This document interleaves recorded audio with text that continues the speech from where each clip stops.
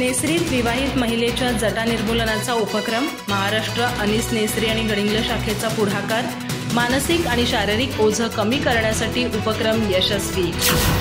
Necessary इथं Maharashtra अनीसच्या necessary आणि गडिंग्लज शाखेच्या पुढाकाराने नेसरी वाचन मंदिर आणि पत्रकार संघाच्या सहकार्याने विवाहित महिला प्रियंका सुतार यांच्या डोक्यावरील जाडजूड जटा काढून 19वा जटा निर्मूलन उपक्रम यशस्वीपणे पार पडला। प्रियंका सुतार यांच्या डोक्यावर सुमारे 1 किलो वजनाच्या जटा होत्या, त्यामुळे त्यांना शारीरिक आणि मानसिक त्रास सहन करावा लागत होता। अनीसचे राज्य सदस्य प्राध्यापक प्रकाश भोईटे, प्राध्यापक सुभाष कोरे, पांडुरंग करंबळकर गुरुजी, अशोक मोहिते यांनी कात्री चालवून जट काढून त्यांची समस्या दूर केली। केडंबे येथील समीर सुतार हे नोकरीनिमित्त पुण्यात राहतात। त्यांच्या पत्नीच्या जटांमुळे सामान्य जीवन जगणं कठीण बनलं होतं। त्यांच्या पतींनी पुण्यातील उद्योजक नामदेव सुतार यांना माहिती दिली।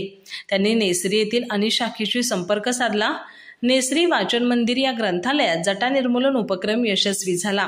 यावेळी प्रियंका सुतार यांचा भर आहेर देऊन सत्कार करण्यात आला। सत्कार कार्यामध्ये शिवलीला हिडदुगी, निर्मला सुतार, शीतल शिंदे, माधुरी कुंभार यांचा समावेश होता। कार्यक्रमाच्या अध्यक्षस्थानी MD रेडेकर होते।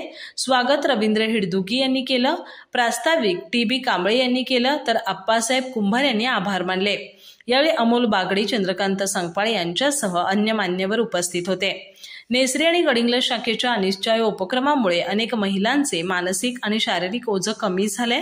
यामुळे समाजात सकारात्मक संदेश पोहोचलाय।